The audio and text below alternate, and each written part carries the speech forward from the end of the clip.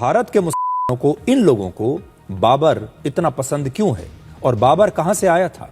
एक बाहर से आने वाला आक्रमणकारी इन लोगों को इतना क्यों पसंद है कि ये आज के जमाने में 2026 में बाबर के नाम पर बनाना चाहते हैं? तो बाबर एक मुगल आक्रमणकारी था, बाहर से आया था और भारत से लगभग 1500 किलोमीटर दूर उज्बेकिस्तान की फरगना वैली से आया था। यह तैमूर लंग और चंगेज खान जैसे लुटेरों का वंशज था। तो एक बात याद रखिए, यह लुटेरों का वंशज था, बाहर से आया था और एक आक्रमणकारी था। कब आया था?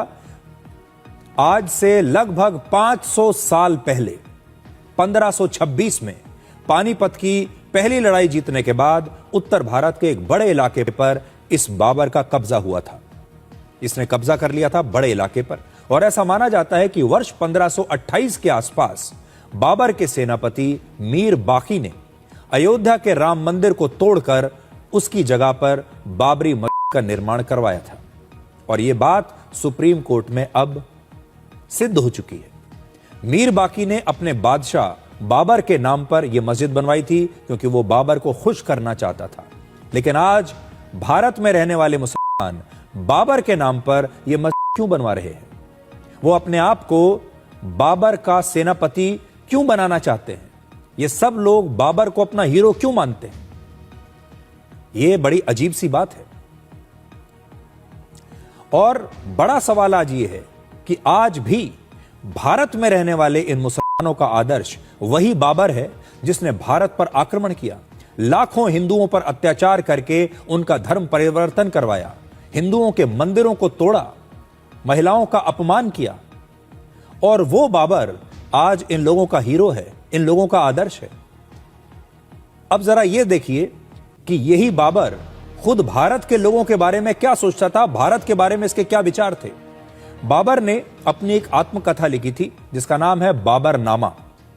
उसमें उसने लिखा कि हिंदुस्तान के लोगों में ना तो रूप और रंग है, ना समझ है, ना कविता लिखने की प्रतिभा है और ना ही इनका चाल चलन अच्छा है। बाबर आगे लिखता है कि हिंदुस्तान में अच्छे घोड़े और अच्छे शिकारी कुत्ते भी नहीं हैं, यहां का पानी बढ़िया नहीं है, फल स्वादिष्ट नहीं है और यहां तक कि अच्छी रोटियां भी यहां नहीं मिलती। इस बाबर को हिंदुस्तान के मुसलमान अपना आदर्श मानते हैं और इसीलिए भारत में हिंदुओं और मुसलमानों के बीच अक्सर यह तनाव रहता है।